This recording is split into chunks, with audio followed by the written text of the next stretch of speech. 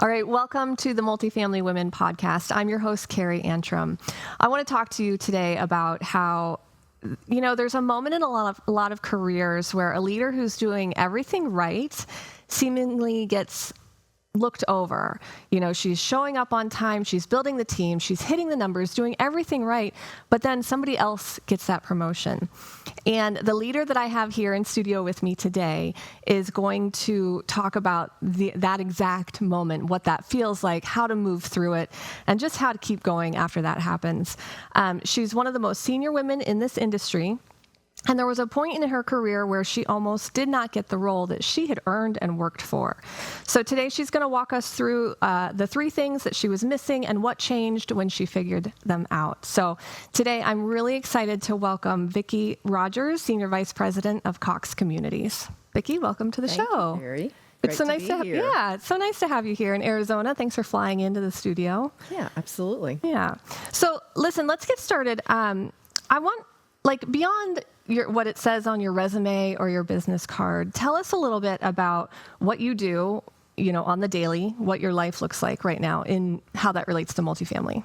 Absolutely. So I'm the Senior Vice President of Cox Communities, but what that really means is we're really looking at the external landscape to understand how things are changing from a competitive landscape, understanding our customers' businesses and how their businesses are changing. And as you know, through COVID and after, lots of change in the multifamily industry and the builder side. Really understanding those unmet needs and building the strategy, products, et cetera, to optimize that opportunity where we bring value to our customers, to the consumers, and then back to Cox because we're filling that gap. And so a lot of what that means actually is really building high-performance teams, right? Putting the right people in the right chair, identifying the right skill sets and strengths that build that team. Secondly, really building high-influence relationships across the company to be able to align on the path forward and get the investments that we need, et cetera. And then being able to have enough business acumen to go understand how to build the business cases to launch new technologies, new products, et cetera, to get the right return on investment.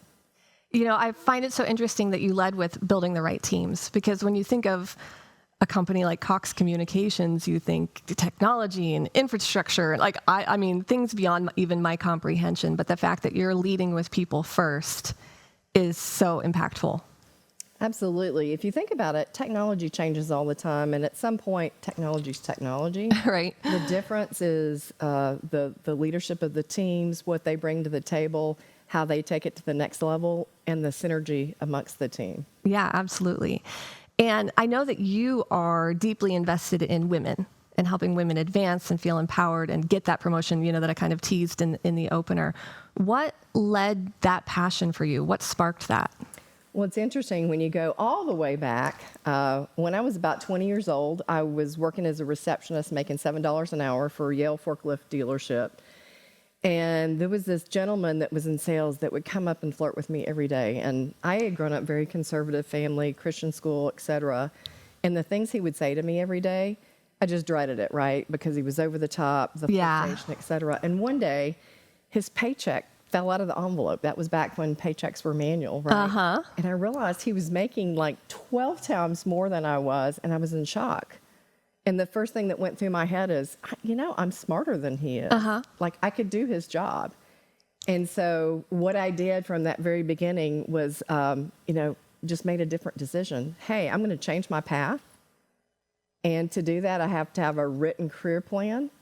So I went and talked to a lot of different folks, built out a plan, and started navigating over into sales. Okay. And it took me almost 2 years to get that first sales job with NCI. Which tied into some other times over the years that going from a $7 receptionist without a college degree, married at 18, to an SVP officer, there were a lot of times I got stuck in my career, right? Mm-hmm. And after I would get unstuck and go to that next level, I would think, why didn't someone just help me with that or tell me, right? So there's so many things. Hindsight is so great, right? There's so many things that I wish I had known earlier that my passion is to help other women not get stuck or not get stuck for so long, right? Because if you talk to women, 67% of women say they feel like they are working hard, they're doing a lot. They get the pats on the back, they get the recognition, but they're not getting promoted, and they're not sure how to navigate their path forward. And so I have a passion to help those women learn the things that people aren't telling them, the advice they're not getting in the career, to navigate, to optimize their full potential. And you learned that early. I mean, if you were in your early 20s, you said, that is brave. I mean, that had to take some courage, I would think. Was it hard? What's funny is I think I was just frustrated at first of like, how's this guy making this much more? Right. And so, I was lucky that happened, because I might have sat there for years. Right. Yes. And so another interesting story is after I navigated over, there was an opportunity that came up, and I interviewed for it at MCI. So they made me the offer. And then a week later, he called me and said, "Oh, Vickie, I hate to tell you, we were doing your background check and realized you didn't have a 4-year degree. So that's a requirement for this job. We're going to have to withdraw the offer." Oh, no. And at first I was devastated. I hung up the phone. But then I started thinking about it, and I called him back and I said, "Well, wait a second. We went through the interview process. I interviewed with 5 people. Oh, my goodness. The offer letter didn't say I needed a college degree. You never mentioned it. I think you need to give me at least a 90-day probation period and let me try." Wow. And amazingly, he did. And so, it was one of those other things of sometimes you just got to know what you want and be gritty enough to hang in there, right? Yeah, absolutely. So you had that self-awareness, internally to know, like, you know what? Wait, this isn't right. I'm worth this, right? I can do this. I'm not sure it was I had so much self-awareness as, at that point. You had the guts, at least? I had already quit my job, and I couldn't pay my bills. I remember I was thinking, oh, my goodness, I'm not going to be able to pay my house payment, oh, right? my I'm gosh. not going to be able to move forward. And so it was sometimes, you get forced in the corner, and it's that you need to make this work. Yep. And it gives you the courage to do things you wouldn't normally do. But I'm glad I did. Well, yeah, clearly. And I'm sure you learned a lot along the way. So speaking of self-awareness and whether or not you had it, I think you had more than you're giving yourself credit for. But you say that is often the most underestimated career accelerator for women. Why is that? I think understanding your internal emotions and thoughts, because think about it, your emotions become thoughts, your thoughts become actions, even if they're micro expressions or it shows up in unusual ways. And, one of the things I've learned over the years is you have to conceive it first before anything can happen. So you have to conceive it in your mind that it's possible. Secondly, you have to believe it before you can achieve it. And so if you can't even conceive yourself in a certain position or opportunity, you're never going to get there. And that plays in with imposter syndrome, right? We talk about that a lot, because if you can't even see yourself there because you don't think you've earned it, or you don't have that 4-year degree, whatever it is, whatever the society is telling you is wrong with you, right? You internalize that. Absolutely. How do you get over that? Well, and I would just say, if I can do it, anybody can do it. And there are a million stories out there. One of the things I've learned as I was becoming the women's ERG co-chair for Cox, we started doing a lot of interviews with executive women about their journey. And, I think a lot of people perceive that people start here and they end here, and it was just a straight line. Right. And we were just perfect. Yeah. That is never, ever the case. I also feel like, especially in multifamily, it's very much not the case. You go up and down. Right? We've all had toxic, scary bosses. Right. We've all, I've stepped on so many rakes myself where I did it to myself. And sometimes you just got to dust yourself off and get back up and keep going, right? And keep navigating. And so the thought that it's a straight line is never the case, but you have to be able to conceive that you can be there first. You have to believe. And then, a lot of people think information is, is the key. Information is important, but information without action means nothing. So information is potential power, not power. Right. Action against information is power. Right. And so having a plan, knowing where you're going, taking little actions toward that plan, getting feedback from lots of other people who have been there before that can help you, and being willing to take feedback is really important. That's the one thing I notice when I'm mentoring women is someone gives them feedback and it just crushes them, and they spin and they think about it. And I'm like, you know what? Feedback's a gift. Yeah. Anytime somebody gives you feedback, don't be defensive. Just say thank you for the feedback. Right.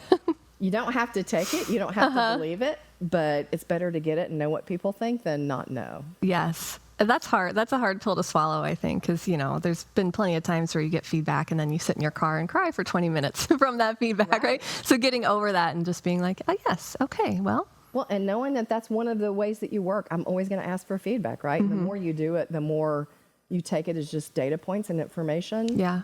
Not as a judgment. Right. It doesn't mean that's who you, right. Yeah. Exactly. Yeah. I love that. So, and that a lot of that correlates to emotional intelligence, and having that high skill set level at work is very important. How does that show up in senior levels? Not just as a soft skill, but like making you the leader that people want to follow? Emotional intelligence is a key driver of being successful as you go up. And here's why I would say, if you think about it, there's 4 components to emotional intelligence. Recognizing your own emotions, being able to manage those emotions and not react, recognizing emotions in others and having some empathy toward why they may be feeling that way. And then, that lubrication of social development and relationship cross-functionally. And if you think about it, the higher you get in your role, the less is about execution and the more is about your influence in a bigger scope and your knowledge and critical thinking skills, right? And so the ability to build relationships cross-functionally with people who may think very differently than you, that have different agendas and priorities than you have, and to gain alignment and to move something forward is huge. Right. If you don't have strong emotional intelligence, that's never going to happen. Yeah. And emotional intelligence is a much higher indicator of promotability and success than IQ. Yeah. If you think about AI now, a lot of things we used to worry about with IQ are getting somewhat solved by AI. Yeah. But what it doesn't solve is the whole relationship and influence. Right. And what that can mean overall. And so that's becoming more and more important.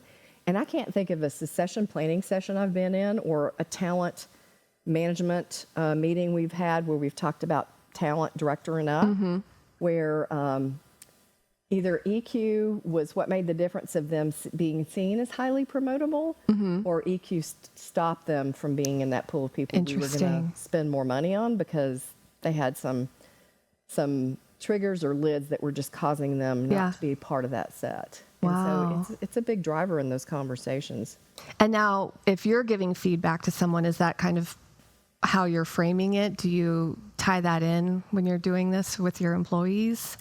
Or mentoring? We actually, in our organization overall, have been focusing on 3 or 4 key things. One, just people understanding themselves a little bit better. And so whether that be saboteurs, EQ, et cetera. Secondly, building those high influence relationships and having a stakeholder map and being really intentional about who we're meeting with and when and how you have those meetings so that you build longstanding relationships so that when you need to pick up the phone and say, hey, I really need your help. It doesn't feel like you're just asking for help. You already have the relationship in place. Yeah. Executive communications and executive presence is really key, not just internally, but externally in our work. And then lastly, the whole landscape keeps changing, and so that business, strategic, and financial acumen is always very important. Next best dollar spent, dollar invested versus return. What does that mean? What are the best decisions? Where do we start? Right. Yeah. Yeah, absolutely. You mentioned quickly saboteurs. I want to go back to that because many powerful women, high-ranking, we work against ourselves, right? And I'm just wondering, what you see in your daily work. What are the saboteurs that you're seeing? Is it perfectionism? Is it this imposter syndrome? Is it people pleasing? What is it that's keeping women where they are? Let's put it in 2 different sets of information. With the saboteur, sometimes that's just the flip side of your strength. Okay, go into that. What do you mean? So one of my strengths is I'm an achiever, which means I am going to take the hill every time. I'm always going to exceed my numbers. I'm going to have high performance, right? Okay. The flip side of that is my saboteur would be I can become a bulldozer, right? Oh, I see. Because okay. if I feel like someone's getting in my way or something they're saying doesn't make sense or they're detracting from me getting to the goal, I tend to want to do this. Right. Just keep going. And so that would be the saboteur. So many times your strengths that helped you get to a certain point in your career sometimes become the saboteurs after a certain point if you can't balance it. the flip side of what you were talking about with perfectionism and some of the others, there's probably about 12 or 13 things that women tend to do that are a little different than men. I unfortunately sometimes have both sides. I have some of the male triggers and Right. some of the female. But with women, a lot of times one of the biggest things is not getting enough visibility and sharing your story about your work. Okay.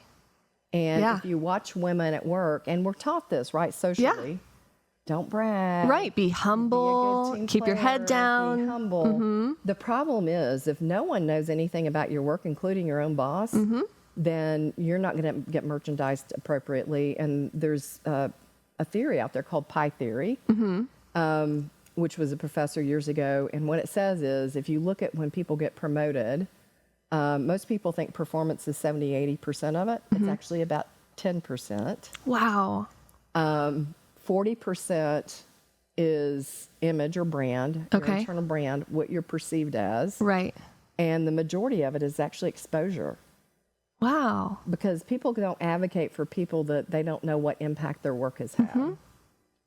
Yeah. And so you may have two people that may have similar skill sets and backgrounds, but if the one person is getting more exposure of their work and telling their story more effectively, those are the folks that get the next roles, especially if they have advocates in the room that are speaking on their behalf. Right. And it makes a huge Wow. difference. That is fascinating. So okay, so we started with some self-awareness. We talked about that, and then having the emotional intelligence, and now the saboteur. So once a woman is able to identify, like, this is my saboteur, how do they harness that or channel that energy for good? Yeah. You know, this is going to sound so silly, but one thing that's always worked for me, and I've seen other people use this, and a couple executive coaches I've seen have used it with people, is name it. Right? Okay. And so with me, it was Vickie the Vixen or Vickie the Victor. Oh, So I love that. When I could feel myself wanting to just roll over someone, you know, I would say it in my own head of, Yes. okay, like, you need to chill, right? And so just one, identifying it and naming it and know it's a tendency. Yeah. That alone takes you a huge length, because a Yeah. lot of times when people are doing things like that, they're just totally unconscious of it, because Yeah. they're just kind of hardwired that way Right. a bit, right? Yeah. And so they tend to just go there. Yeah. So the naming it, a lot of times sharing with 2 or 3 people that are close confidants of yours to say, hey, I'm really working on X, Y, Z. Would you sit in this meeting? And if you see me going there, will you give me X signal? Right. So they remind you. Yeah. And that's very helpful. The other thing is just keeping notes as you go into meetings of watching yourself, right? And writing down, did I do what I planned to do? Was I intentional? Did Yeah. I, you know? Yeah. So name it, have some other folks watching for you. Yeah. And just be very intentional and conscious. Yeah, I love that. That's cute. On each shoulder, like the angel and devil, you know. So I wanted to talk a little bit about confidence versus clarity. So is confidence really the issue, or is it more about having clarity over, you know, everything, over the impact that you make and the value that you bring? That's a tough question, because I think both are really important. I mean, it certainly takes a level of confidence to, like you said, build your own brand within your organization and talk about the great things you're doing, because Right. for a lot of women, that's hard. Like you said, we were raised to be humble. Just keep your head down, do your job, and you'll be recognized. But you're saying that's not really the case anymore. Right. And it really doesn't work. Yeah. With the confidence piece, I think part of it is practicing. So being very intentional with, one, I think defining what your value is and really doing some deep work around, what am I uniquely prepared to do? What are my superpowers, and what do I bring to the party that no one else does, or my team, right? Because it can Yeah. be you can talk about it as your team, not just you. Right. So one, taking the time to identify that. I love the strengths finder. Yeah. Because I think the way it buckets it into certain areas and helps you understand the uniqueness of what you bring. So I think understanding what your strengths are. I think being very intentional on building your brand narrative. Because if you think about your brand narrative, it's really just what people say about you when you're not there. Right. Right? And many times just 2 or 3 words. And so if you're not intentional, then people fill in the blanks however Yes. they want. That is true. And I'll give you a key story. So Betsy Magnus training is one of the higher level leadership trainings that the Women in Cable Technology has. And we were at a session and we had all done a 360 on our brand. And this was a couple years after the story I'm going to share at the event. Okay. Happened to me where I realized my brand wasn't what I thought. And I had worked on it for 2 or 3 years. So mine came back pretty aligned. It was spot on of the senior team members that I had surveyed. Yeah. And they had done After you had been working on it for a couple years. I had been working on it for a okay. couple years. All right. But there were probably 18 or 20 of us in the room. A big chunk of those women were shocked when they got the feedback. Yeah. A couple people even cried because they thought how they were perceived was one way, and the feedback they got was totally different. And so you have to be really intentional. You have to be consistent, and you have to weave it into what's important to the company overall, right? Because you may have a strength of X. You've got to translate it in what matters to the North Star of the company and what the priorities are, so that you can tie it into here's why my team matters or the work I'm doing matters. An example would be one of the strengths I have is maximizer, which means I'll take something, make it as big as it can be. But that also could be growth. And so we started tying back to we're the growth engine for residential, right? Yeah, right. And what are the things we're doing to add value to our customers, grow new areas of product, new offerings, expansion, et cetera, that would be the growth engine for the company. Right. And so tied that one piece back into one of the top 3 mantras for the company overall. So that's understanding what you bring to the table, being very intentional on how you say it and build your story, and take time to do it. It takes hours to work through this stuff and think through it, and doing it in a team environment's good. And then making sure you're consistent with what you're saying and how you tie it back. And then another important thing you mentioned on one of our calls was having stakeholders, like having advocates in your corner. And like you said, having some people in the meeting that are like, hey, Vickie, chill out, whatever, whatever that signal is. Like, how do you build those relationships within your community at work? So I would say 2 or 3 things. People tend to mix up mentors, stakeholders, and allies. Okay. They're very different. And so to me, every year, my leadership team, we map out who our key stakeholders are. And stakeholders are typically people that you truly are intermeshed with to get an end goal that helps you do your work, right? Okay.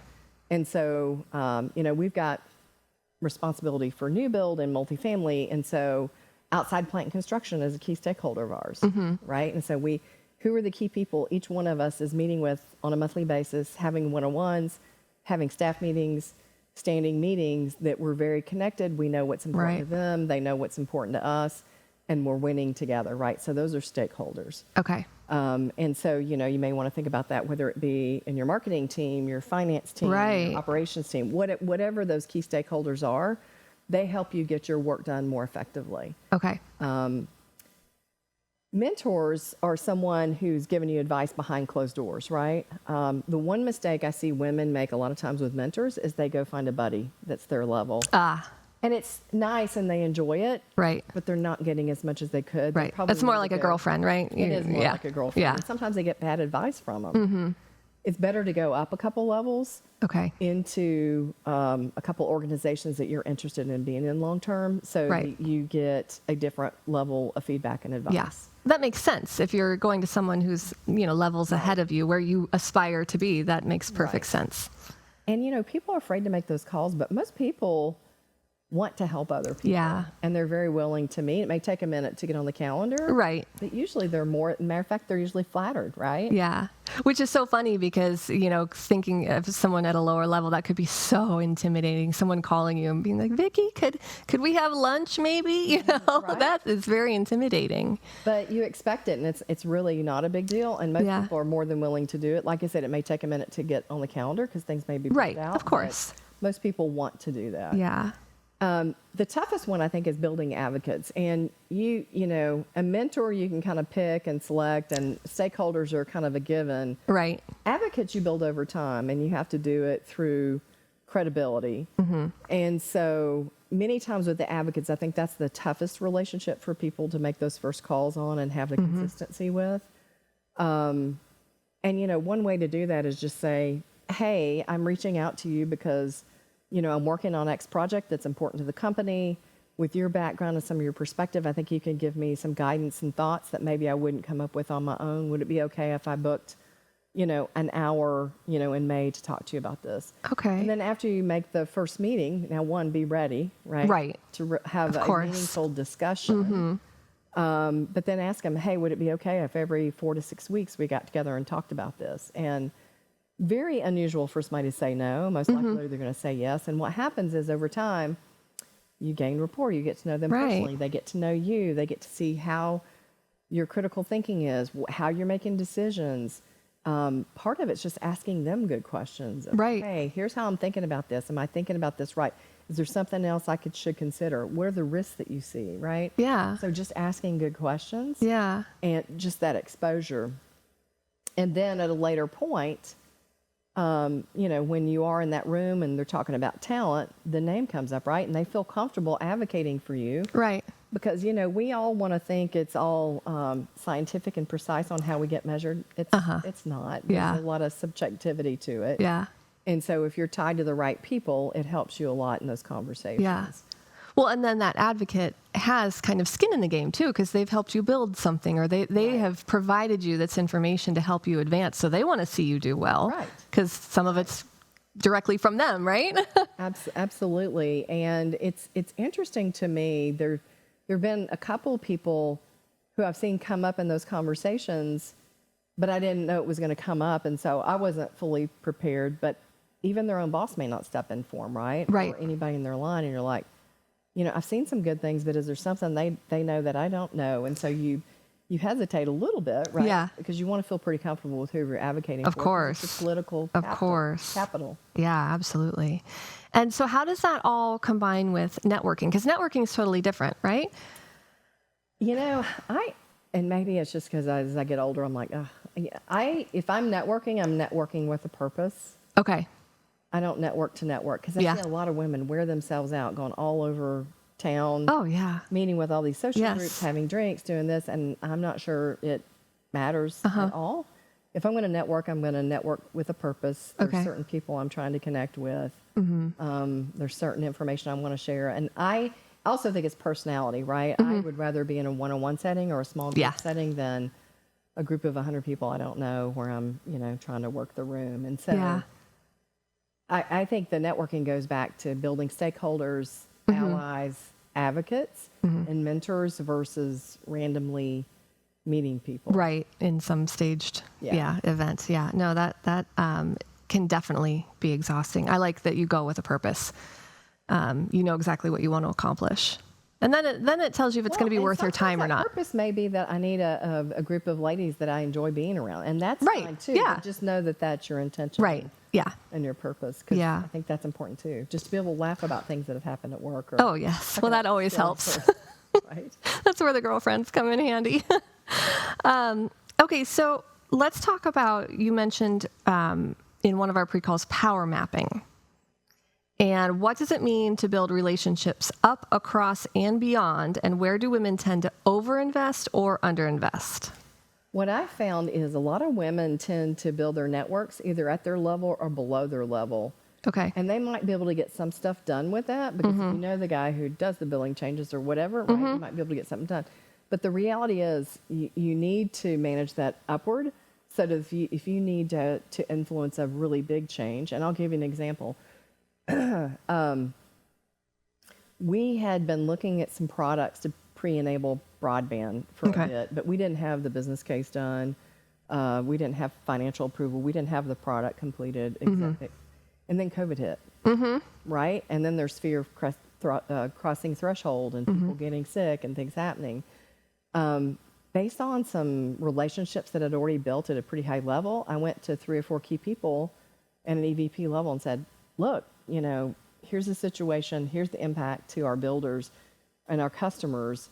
We would like to launch this without the product being done, without the financials being approved. And the answer was yes. But had I not had already built the credibility, relationships, and a track record with some other things, there's no way they would have taken that risk. Yeah, no, that's pretty scary, And I right? couldn't have just reached out and made that connection either. because you have to do that 6, 12, 18 months Yeah. ahead before you really need it. Yeah. The problem is people want to make that call in the moment versus after they've built the relationship long term. Right. And that's where it's key, right? Yeah.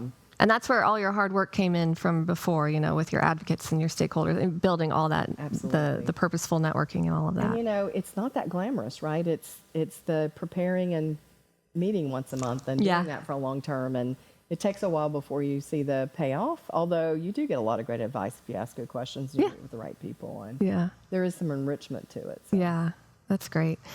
Okay, so I want to talk about access. And, you mentioned that most women, like they're networking here or below. How do they increase their proximity to the higher level or to the decision makers, to where they need to be and get over that intimidation factor or whatever it is that's keeping them here or below? How do they? Well, two different ways, I would think. One, your career planning is a great reason to do that. I would reach out and say, hey, I've been working on my long-term career plan and really admire the work that you've done. I've always been impressed by your teams and the impact you have on the business.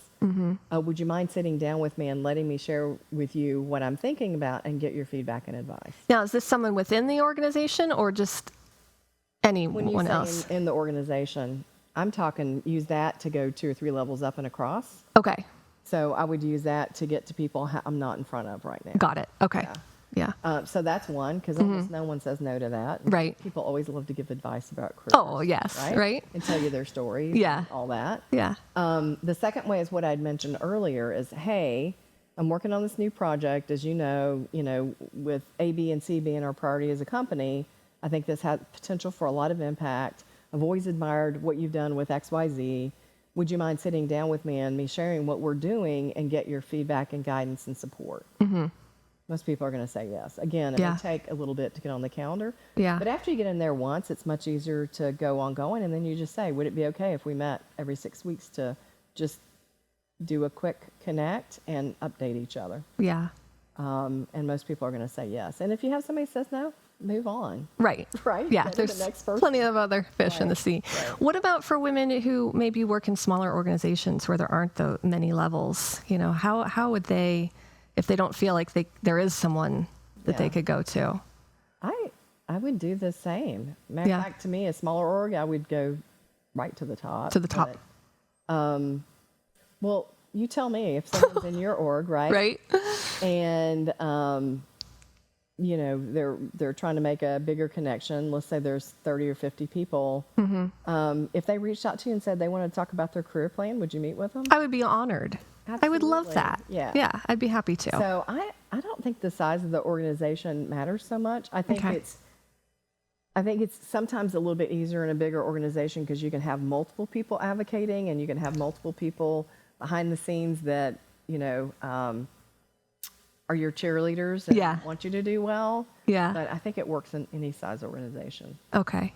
So you mentioned, you asked me the question, if someone came to me, I would love that. I would be so honored. As women, we are, I think, just internally, we're givers. How do you, as a woman, and you said, you mentioned like it might be hard to get on the calendar. Everybody's so busy, especially in multifamily, all over the place, traveling all over the country, conferences, whatever, you name it. How do you balance doing that mentorship or advocating, but still, not give too much or more than overextend?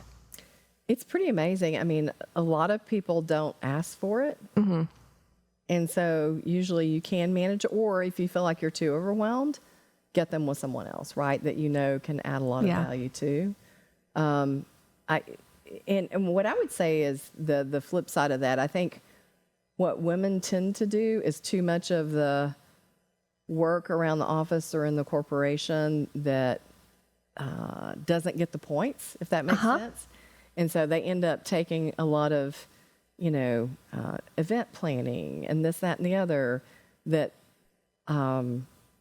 causes them to have an extra burden that they're carrying, but it really doesn't get points when you're looking at that next opportunity or some of the things. So I think being careful around that, especially coming from the South, I see this a lot in Atlanta, where sometimes the female executives will go get coffee for somebody or go fix their plate, or don't do that, because it subconsciously takes away from, hey, you do have a seat at the table. You are equal Right. to, and move up and take space. And years ago, we had a meeting, and one of my leaders had put together an incredible business case on growing revenue and changing a segmentation and doing some stuff. But she also did some of those things. And when we were leaving, instead of saying, wow, incredible business case, how impactful, we're excited about this, it was like, oh, you were such a good hostess. Uh-huh. And it just kind of hit me. I was like, oh, because Yeah. it was a lot of work to get there. And Yes. what they remembered was the food, and Right. that she had, And what an internal struggle it is Right. for those you of wanna us who be are built that kind way. and- Yes. Accommodating, and you want everyone to have a great time and Right. enjoy the coffee Right. and the whatever. Yeah. But you also don't want to take away from your impact. Yes. Because that hurts you and your team. And so it is a balance, and you have to be somewhat conscious of how things come across. Because if you think about executive presence, it's mostly just body language. It's how you leave someone else feeling, right? Mm-hmm. And so in the first 7 seconds we were talking, you decided if you thought I was approachable. Right. Incredible, right? Like our brains just do that. Yeah. You decided, did I make eye contact the way I Right. should? Yeah. Right? Yeah. Do I pause and let the point Right. land? Do I look like I'm comfortable? Right. And so the same things happen when you're in any conference room with people. And if you're doing too many things that distract from the executive presence you're trying to show, it can hurt you, even if it's Right. subconscious to others. So Absolutely. And how do you, where are you seeing women's communication styles being misinterpreted or misunderstood? I think, there's a balance between, you want to give others credit and you want to share the credit for big impacts, especially with your stakeholders. But when you take no credit at all, or say, oh, well, it was just the team, or it was just X, Right. then, there's a way to balance that to where you're accepting the congratulations or the Yes. feedback and including others. And so I think Yeah. that balance is really important, Yeah. because sometimes they'll be like, oh, no, that was just such and such, and people believe them. It's like, oh, okay, I didn't realize they did it then. Right. Like, no, it was both. Yeah. Right? Yeah. So And what, there's a mindset shift that has to happen to help women move from being maybe the smartest person in the room to the most influential. Like you don't have to be the smartest person in the room. You just need to know how to move people and be influenced. What is that So mindset? It's interesting. Two of the 12 things that women do a lot is, one, a lot of times they are deep subject matter experts, and so they go very deep in their subject. The second is perfectionism. And so they may overinvest in tiny details that at the end of the day, if they had just handed it off, they would have been fine. Right. And stepping back and going, okay, what's happening in the bigger room? Who needs to be influenced? What does that look like? And so being careful not to get caught in those traps of, Okay. let me spend 10 more hours to make this perfect. Right. Versus, no, let the team run with it, and you think about the next move strategically in the Right. organization to move it forward. And then if you're seen too much as the subject matter expert, they don't see you as a true strategic leader. Then it's like, oh, Then you're just a- pigeonholed into that one pigeonholed in thing. that one thing, and then if this opportunity comes up over here that's not in that space, it's like, oh, well, she's really just a deep expert. And so you have to balance that out and be Yeah. careful of that piece of it. Yeah. Okay. That makes sense. And what if you don't have authority? What if you're not a senior executive, but you feel like you have the influence, or you're great at leading teams? What do you do at that point? I think part of it is just doing your homework and making sure when you come in. I mean, one of the key things that you can do is add value by sharing your knowledge and information of saying, hey, let me paint the picture for you of what's happening with customers, what's happening in our competitive landscape, X, Y, Z, and then let them make the decision. So they're still the decision makers, but you have laid out the landscape for them, and Yep. you've led them down the same path you went down to Yep. come to a certain conclusion. That's actually one of the most freeing things I ever realized. Is at one point I was so worried about, going in the senior team, and it was a big decision. I thought, oh, if we make the wrong decision, here's what's going to happen. And at the end of the day, I'm like, that's not my job. It's their job to decide. Yeah. It's my job to share what I know so Right. that they can make an informed decision. Yeah. And so if you share what you know to help them make an informed decision, then at that point, they own the outcome. Right. Because they made the decision. Right. That's brilliant, actually, because, in multifamily, the people who are boots on the ground, working with the customers every day in the leasing offices or on site, doing all these things, they're going to have insight that the execs don't have, Absolutely. aren't privy to. So if you come to them with like, hey, this is what I'm seeing over and over and over again happen, or whatever, here's an opportunity, then you let them. Well, and I would say give Take it from there. yourself enough white space on your calendar that you step back and go, what am I observing? Why does it matter? And what's the impact it has on the business? That's true. When you can take it to that point and you've got those observations, think how much money we all spend on research. Oh, yeah. Well, they're the perfect researchers. They're right there talking to the Yeah. customers every day. So if they take the time to really capture that, understand what impact it has to the business, Yep. and a way to articulate, then suddenly they lift themselves, right? Because that's valuable information. Yeah. But if you come in and you're just frustrated and you seem overly emotional, Right. well, this keeps happening and we should do X, Yeah. right? Then Don't it's do just a that. complaint. Then And it then, seems like yeah. you're just complaining Yeah. and you're frustrated versus, no, Yes. here's what we're seeing from our customers. Here's what would happen if we change it, and here's the outcome it could have. Yeah, absolutely. Framing is everything at that point. Yeah. Now, I want to talk about the missing 33% that you talk about. Financial, business, and strategic acumen. Why does this area trip up so many high-performing women? What is it, and why is it tripping us up? So what's interesting, when you look at stages of a career, you've got individual performers, then you've got leader of people, and then from there you go to transformational leader. And so, individual performance, if you're showing up on time, you've got a good attitude, you're a good team player, and you have good work, right? You're going to show up well. Yeah. Then leading teams, typically women do very well there. They have strong empathy. They are great communicators. They build alliances with people, et cetera, right? And so leading people is important. Where you see women drop off, they are a little bit behind in the manager being promoted and a little bit behind becoming directors, a little bit. Okay. But there's a huge drop off after director that. to the VP. And Yeah. typically the reason is, you go from leading people to leading the business. So you're making decisions that are, what other markets should we be in?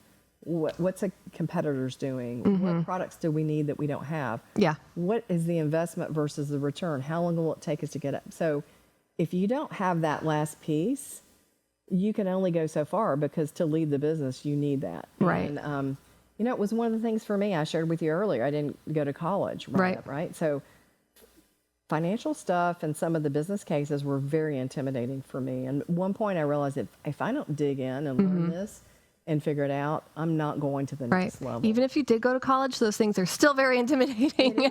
It is. And it's funny because people say, oh, well, that's just not me. And I said, well, that's fine. But if you want to keep going, Right. It's going to have to be. you. Right? And it's not like you have to be the deep expert in everything, but, have some allies in the business, your friends in finance, and say, hey, help me think about this. What questions would you ask? What do I need to be thinking about? What would the assumptions be? Or if I have these assumptions, what haven't I thought about? Yeah. And so just starting to gather and have them go in with you, right? Yeah. Build it together. Well, and now, as you mentioned earlier, with AI, the world is literally at our fingertips. You can get answers to any questions, and you can get, those questions answered quickly. And, Absolutely. there's a lot of help out there.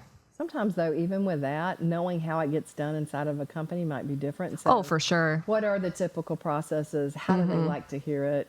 What are their buzzwords? How do they look at it? Because you can look at business cases a lot of different ways. Yeah. And so understanding the norm of the last 3 business cases that got approved, how did they do it? What were the Why? steps? Exactly. One of the things I learned early on is to trial stuff first. Well, get funding just to do the trial to prove it out. That way it's much easier to get through, and that's true, right? Yeah. So just figuring out what the norm is for your company. Yeah. And looking at what other people have done to be successful in those areas. Yeah, that makes perfect sense.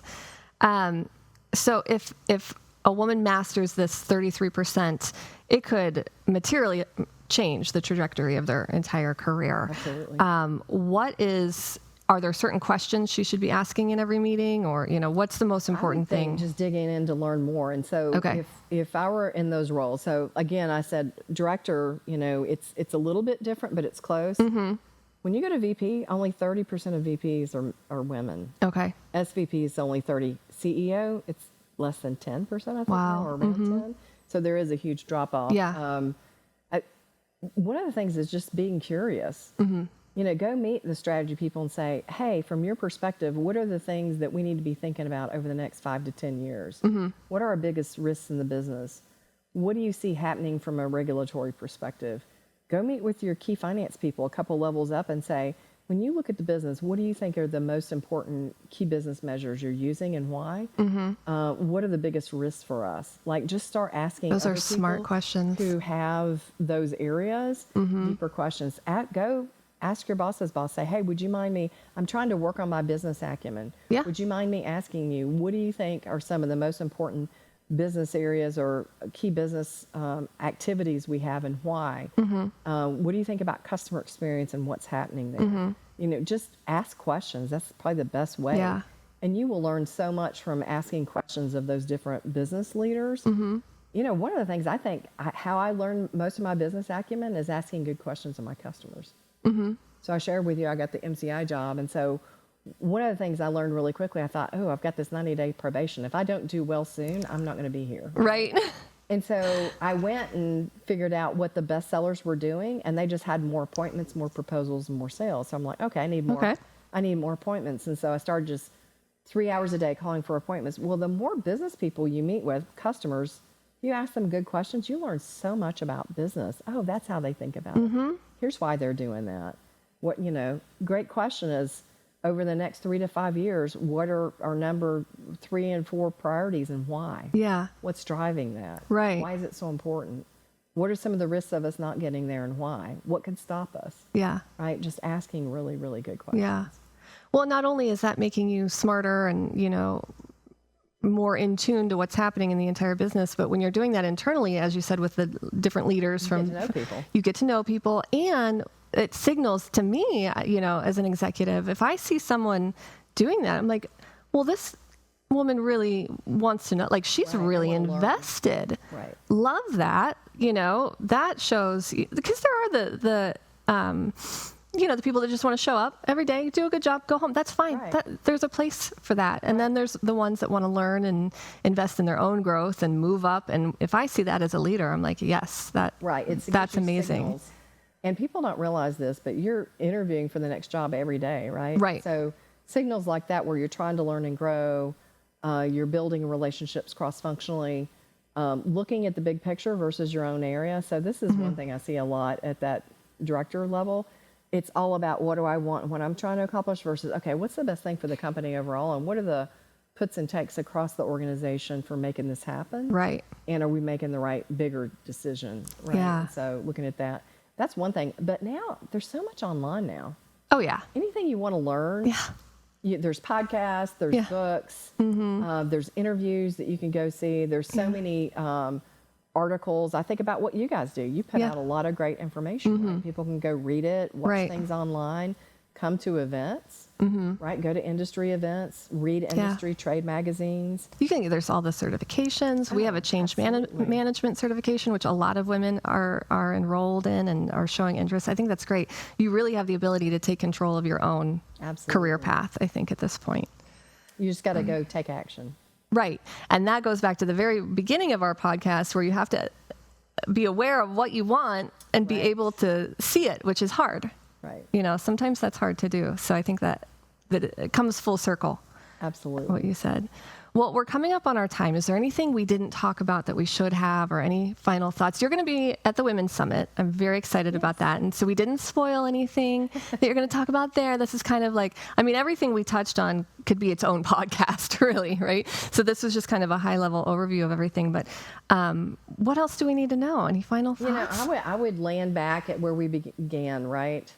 Decide what you really want. Make a different decision. Set your standard, and then start doing little actions every day, every week, every month that get you there. and be gritty, right? Like little things will feel like setbacks. Sometimes it'll take a long time, but if you know where you're going, over time, you will gradually get there. You may have some ups and downs, just like everybody. Right. But if you know where you're going, you're going to get there. But if you don't know where you're going, you're going to float around. Over time, you're going to get bored or frustrated, and things will happen, and you won't make the traction you think you will. So make the decision, believe you can achieve it, and then start taking action toward what you want. Yeah, I love that. I've interviewed women who have even created job positions within their company that didn't exist, right? Because they did the internal work, they figured out what their strengths are, what they're good at, where they could lead the best, and they said, "This is what I want to do. This doesn't exist yet, but here you go. Here's my solution to this that you didn't even know we needed, and here I am," right? Which I think is incredible. That's awesome. Yeah. Well, as I said, we're going to see you at the summit in September. Very excited. Thank you again for being here and sharing all this time with us. We'll have in the show notes where they can reach out to you if they want further information. But thanks again for being here. Thank you so much, Carrie. This was great. Yeah. Appreciate it. Thank you so much for tuning in to the Multifamily Women podcast. It's great to have you listening, watching, wherever you are. If you don't have your ticket yet to the summit, do that now at multifamilywomen.com. You can learn all about it, and we can't wait to see you there. We'll see you in the next episode.